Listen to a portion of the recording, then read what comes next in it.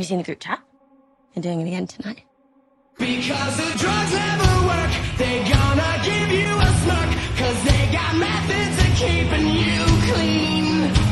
They gonna rip up your heads, your aspirations to shreds. Another cog in the murder machine. They said I'm teenagers scared, the living shit out of me. Once again, it is Shark Week. The week I make everyone very much aware that I am on my period and thus far too exhausted to research a film and come up with something interesting. So typically I would watch a low-budget shark movie and react to it. But the fates were aligned this month, and it just so happened that the Meg 2, The Trench, was releasing last week. And because I'm such a fan of the first movie, I was very excited to see it in theaters. But because of the ongoing WGA and SAG-AFTRA strikes, all that I will be saying is it is a movie with sharks. That's all I'm gonna say. But while I was exiting The Meg in theaters, I just so happened to notice that the times lined up for me to do a double feature and go see Talk to Me, a film coming out of A24, which is a studio that has met all of the strike's demands and therefore is able to continue working on productions and promote their films. And because periods can be a horror film unto themselves, that is what we're going to be discussing today. This film is the directorial debut of brothers Danny and Michael Philippou, creators of the popular Australian YouTube channel Rackaracka. And I say good for them. I often hesitate telling people that I make YouTube videos, and yes, it is also because I'm still a very small baby YouTuber, but people just don't take YouTube creators seriously. It's seen as this stupid thing that kids do after school, and really there's no value in it. But we've seen a lot of creators become very popular, very successful on this platform, and it's really great to see two very talented creators be able to make this jump into a more serious space and be seen as the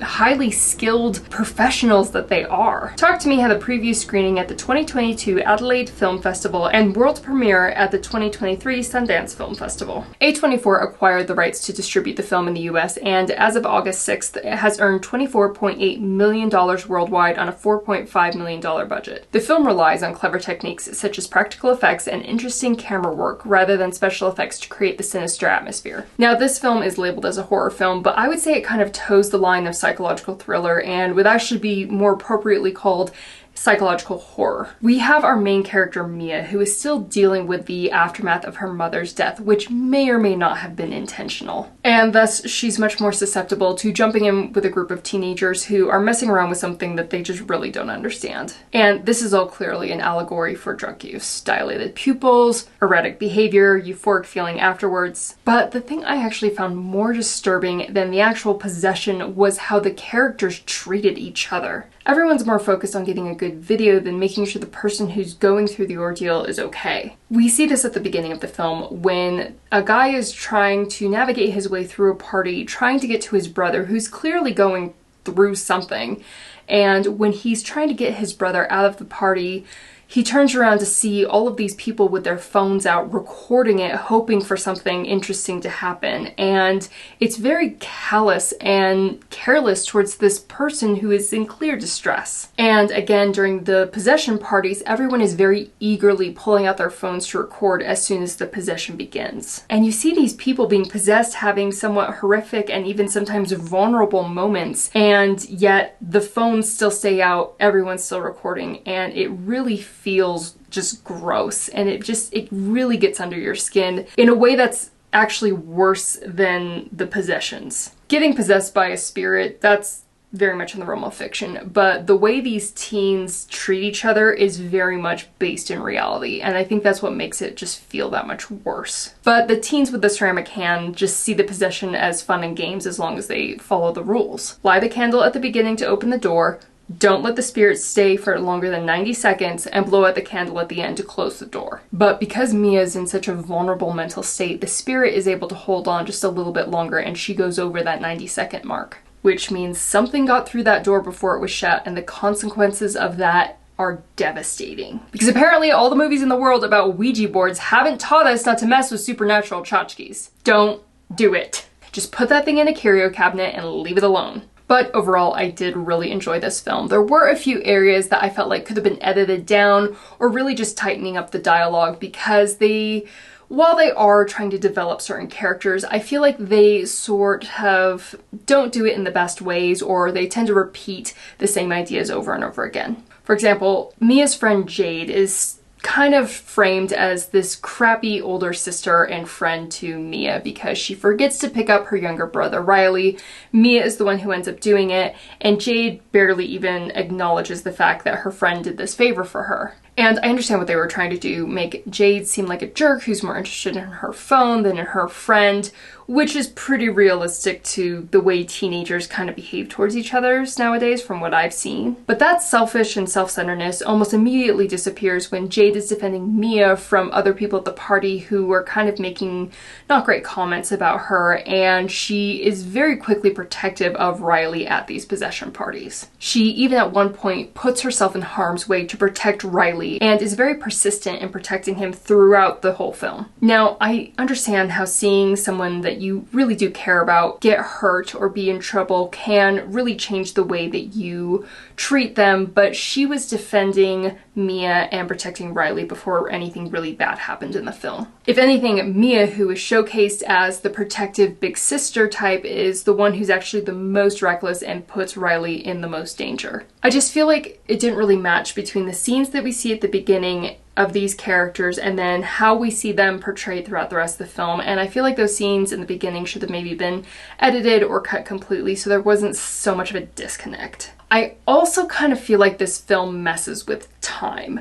Not Back in the Future style, more like something like Memento. You don't want the truth. You make up your own truth. Where we might be seeing things out of order. Or you could even say it seems like they may have taken some inspiration from Mike Flanagan and The Haunting of Hill House. And I don't want to spoil The Haunting of Hill House if you haven't seen it, but the whole situation with the bent neck lady, it kind of felt like that was slightly happening to Mia. And if you've seen the entirety of Haunting of Hill House, you know what I'm talking about. And my first indication of this was at the beginning of the film when we first meet Mia. She is scratching off this metallic peach fingernail polish and she has most of it scratched off. And someone comes in, tries to get her attention, and she's like, oh, I just need a break for a minute. And then we cut to seeing her at her mother's remembrance event. But then later in the film, we see Jade applying that metallic peach nail polish to her nails that have no polish on them whatsoever. And there are several close-ups then throughout the film that show Mia slowly scratching the nail polish off. So it seems like we almost got a bit at the end where she had most of it scratched off, but we see it at the beginning. It's such an interesting and small detail, and once the film is on streaming, I do plan to watch it again to see if I can't catch more moments like that where maybe they are kind of messing with time. Not so much that it's really, really noticeable, but I think this is one of those films that the more you watch it over and over again, you're gonna pick up more things each time. I was very impressed with the acting, especially since most of the cast is relatively new to their craft, and the directing and most of the writing I thought was very good, especially for first-time filmmakers. And I will always take practical effects over CGI every time because I personally think it looks better and it holds up better over time. And while there isn't a ton of gore in this film, there are a couple of scenes that are pretty bloody, and I wouldn't call this film scary as so much creepy and disturbing. So if you're interested, I would highly recommend going and watching this film, and I'm gonna give it my rating of would watch it again if I were in the right mood, which, yeah, it's not 100% would watch it again, but most horror films fall in the I have to be in the right mood to watch them category. So for a horror film, I would say this is probably the highest I would ever rate it. So from here, we're going to be discussing spoilers. So if you do not want this film spoiled for you, and it's definitely something that I would recommend not having it spoiled for you if you're really wanting to see it, then I would say best exit now because I'm going to be talking about the entire thing. So all right, everyone dies. No. No. There's a lot of discussion about Mia's mother's death being possibly intentional and possibly an accident. She apparently took too many sleeping pills and she was found behind her bedroom door with scratch marks on the door and wood and paint under her fingernails. So it was clear that she had tried to get for help and she just couldn't get to anybody before she passed out. Mia is distant from her father, who keeps trying to call her and really connect with her, but he's clearly not the parent she wants, and she often just ignores him. Instead, she really spends a lot of time with Jade's family, doting on Riley, having a good connection with Jade's mom, and it's very clear that she prefers to have that sense of family with them than with her own actual father, most likely because he is just another reminder that her mother is no longer there. Now, there's a lot of discussion regarding peer pressure in this film. Before Mia picks up Riley, he and his friend are sitting on a curb, and his friend is kind of just really making fun of him in a not very friendly way when Riley talks about another person in their age group that Riley thinks is a good person, but his friend talks down about them. His friend offers him a cigarette and Riley refuses, and his friend then calls him a fetus. Just, there's a lot of indication that there is going to be a lot of pressure put on some of our main cast to do things that maybe they're not very comfortable with, but they want to be included in the group. Because we do see this again later at the possession party when Haley, the group's ringleader, is kind of putting some pressure into everybody else to get possessed. And Mia, with the mindset of the last person who should be getting possessed right now, volunteers. The spirit she's possessed with focuses in on Riley and says that there's someone who's gonna get him and rip him up, which very clearly disturbs him, and he ends up having nightmares later that night and can't sleep, and ends up going into the living room where Mia is staying on their sofa bed to stay with her for the night because he just can't sleep and Jade doesn't want him sleeping in her room. But when he finally does fall asleep, a ghostly hand comes up and caresses his face, which is our first indication that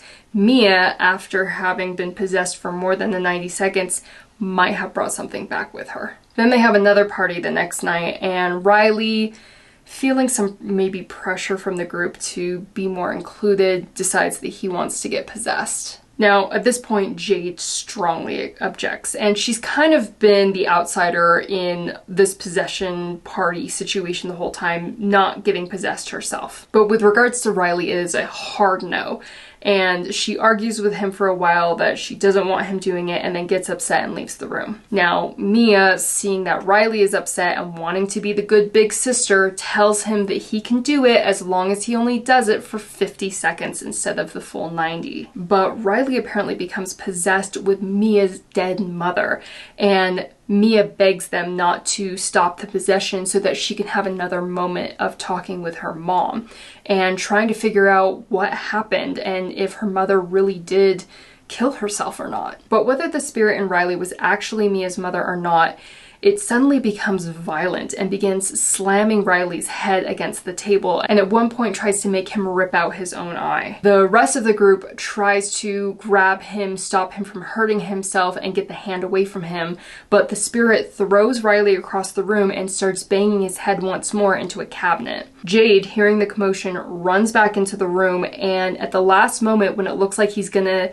slam his head for the final time, which will kill him, she throws her hand between his head and the cabinet, and he slams into it, breaking her hand, but it saves his life. But while that was happening and Jade was acting, Mia was just standing there unable to do anything and just reeling from the entire situation. Riley is in the hospital in a coma, and he seems to not really be completely lucid, but when he does come to, he attacks Jade and then once again begins slamming his head against the wall, licking at the pool of his own blood with a maniacal laugh that is clearly not him. But now Mia is seeing the ghost of her own mother and asks Daniel, Jade's boyfriend, who is also Mia's friend, to stay with her that night because she just doesn't want to be alone. Now, even though they're sleeping in Mia's bed head to foot to kind of keep it more platonic, Mia is so desperate for any kind of connection that she presses her foot against his forearm and presses her forearm against his leg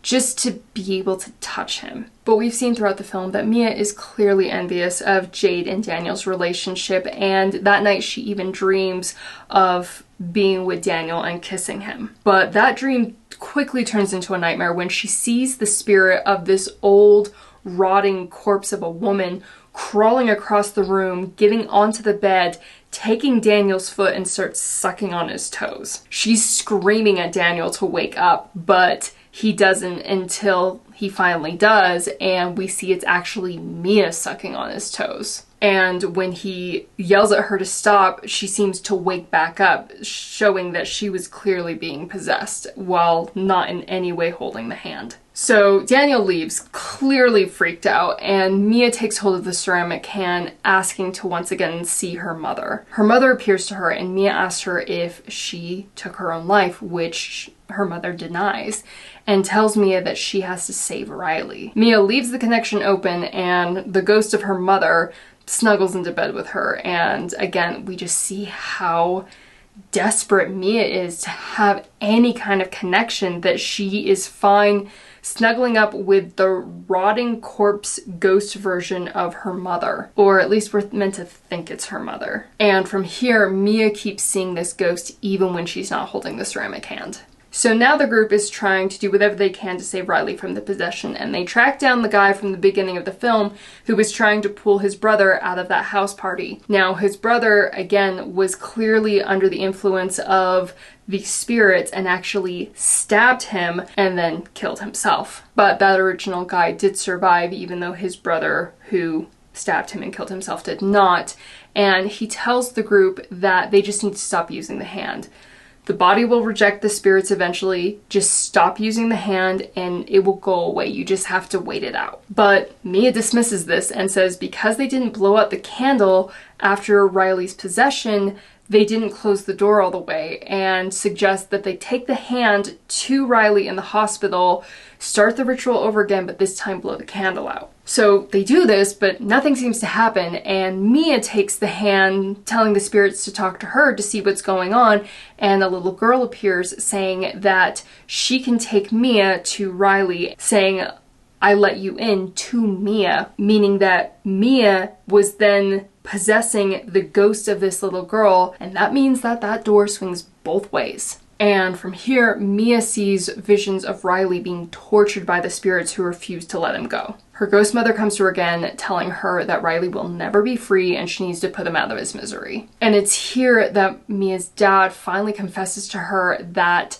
her mother actually left them a note, and he reads it to her, showing that even though she may have changed her mind at the end and did try to get help, her taking those sleeping pills was intentional. The ambiguity around the situation was something that Mia's dad had allowed her to continue to believe because he thought it would hurt less than knowing the truth. But Mia just can't hear it and goes to her room, where the ghost of her mother appears to her, saying that he's lying and that's not even her father. It's a spirit who's changed its form to look like her father to mess with her. And at that point, a spirit, at least in her head, starts banging on the door in the voice of her father, demanding to be let into the room. Once it finally does break through the door, it begins attacking her and she's screaming for help. And at that point, her actual father does come running to the door, banging on it to be let in, while Mia is reaching for a pair of scissors to defend herself from the spirit.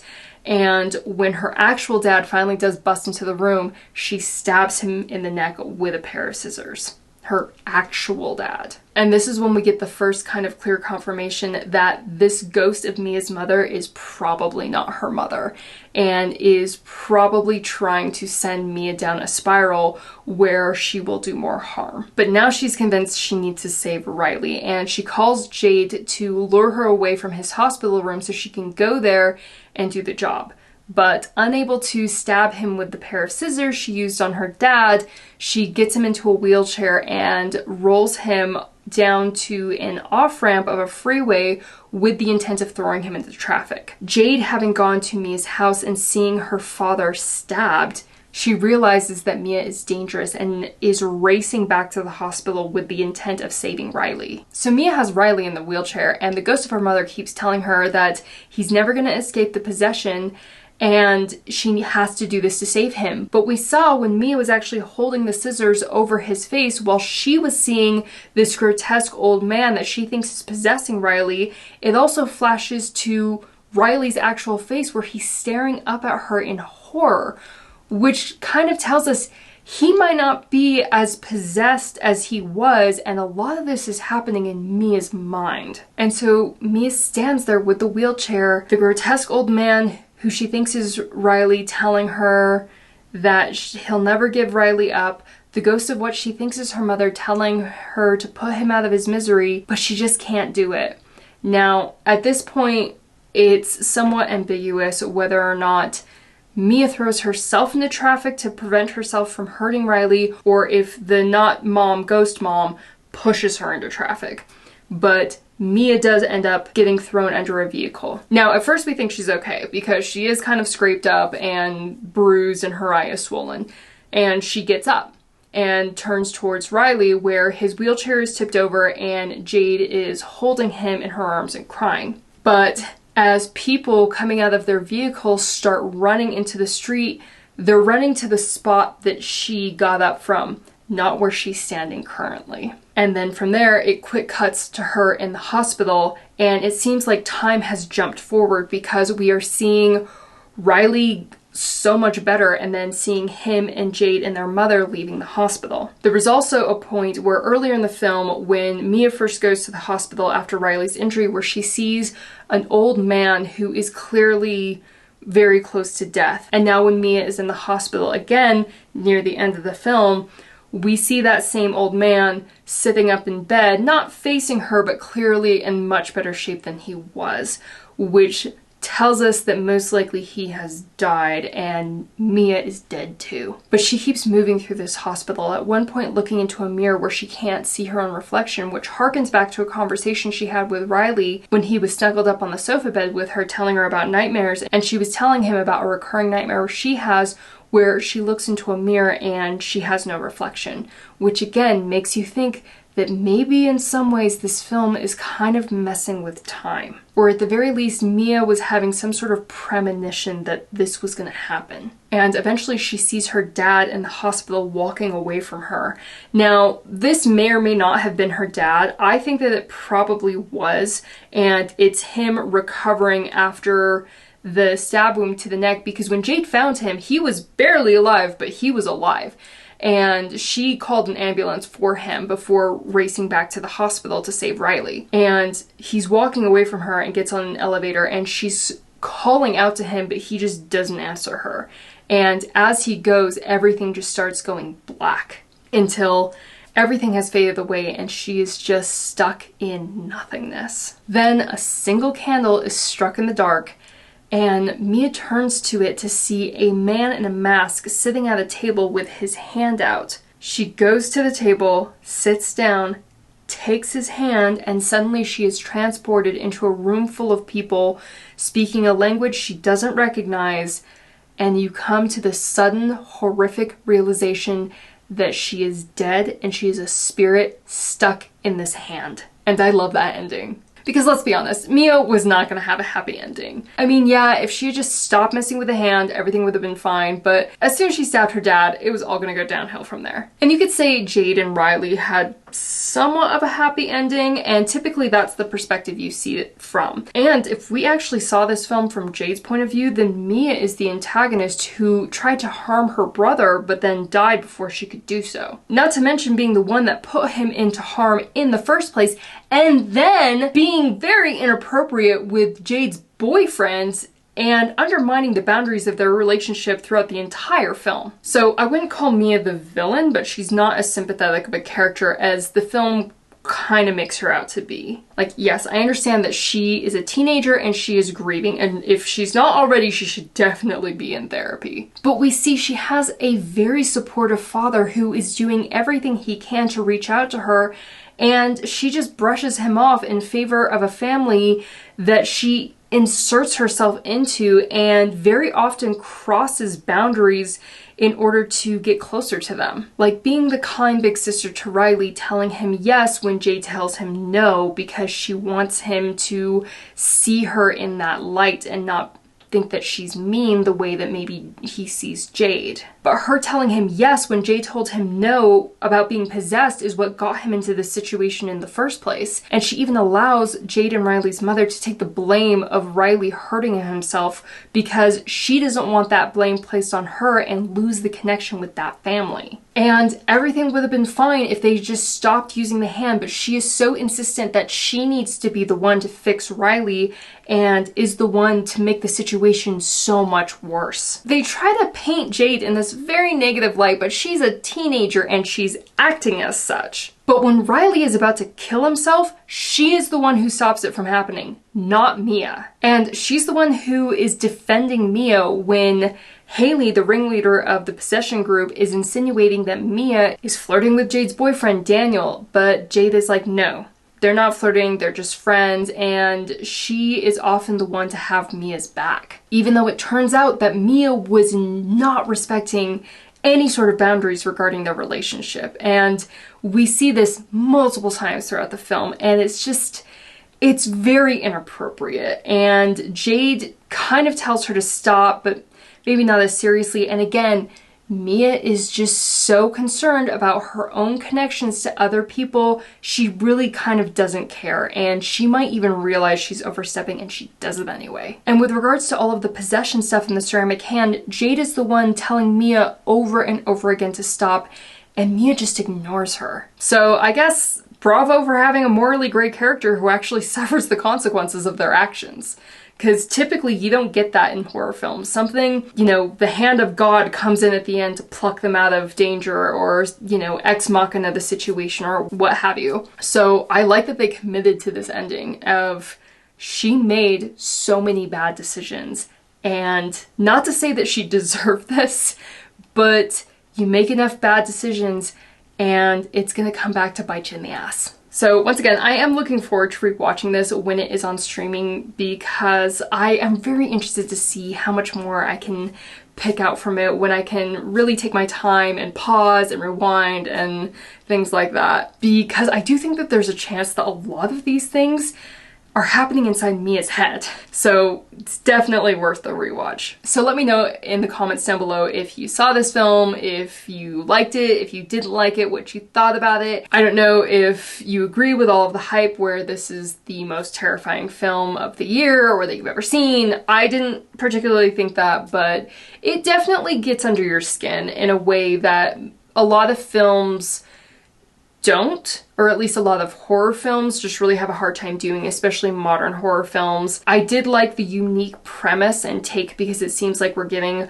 a lot of the same horror films over and over again. These kind of, everyone's gotta have an extended universe, even in horror. I do tend to prefer more psychological thrillers, and this does lean a little bit more in that direction than just overall horror. But it's pretty creepy, I will say that. It's disturbing. It's more disturbing than scary. But in the comments down below, let me know what you thought. Please like and subscribe, and I will see you all next week. I don't know if I'm sticking to my Monday video drop days because my life is a little hectic right now, but I will try to get a video out once a week. So I will see you next week sometime. Bye!